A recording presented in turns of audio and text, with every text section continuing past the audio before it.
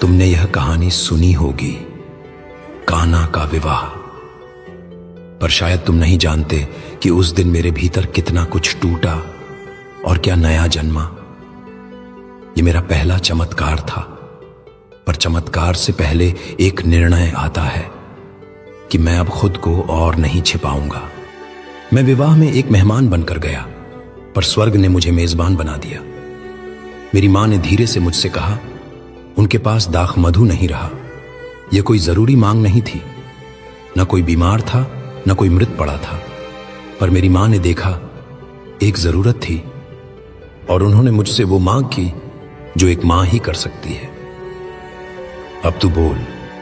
यूहन्ना 2:4 में मैंने कहा है, हे स्त्री, मुझे तुझसे क्या, मेरा समय अभी नहीं आया।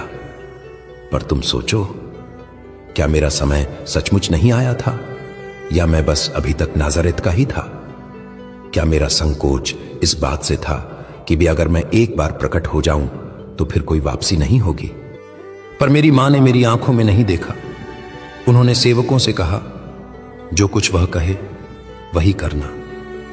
यह विश्वास था, बिना तर्क, बिना संकेत, बिना घोषणा, और मैं रुका।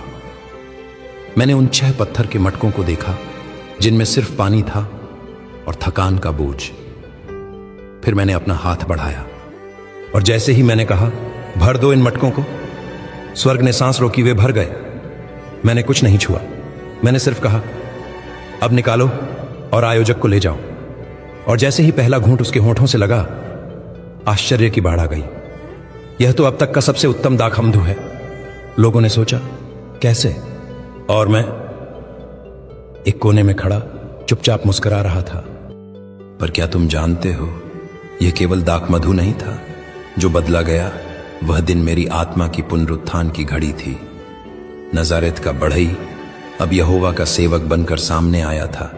जल बदल गया क्योंकि मैंने भीतर अपने डर को बदला। क्या तुम भी ऐसे ही जीवन जी रहे हो जहां सब कुछ पानी की तरह फीका है?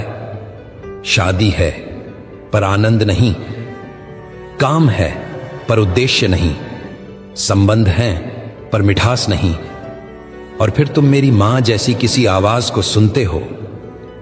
वो यहां है, कुछ कहो उससे। मैं आज तुमसे कहता हूं, अगर तुम मेरी बात मानो तो मैं भी तुम्हारा जल बदल दूंगा। हां, मैं तुम्हारे टूटे रिश्तों को नया स्वाद दूंगा, तुम्हारे पुराने जीवन को नया अर्थ दूंगा, तुम्हारी खामोश रातों को जश्न में बदल दूंगा।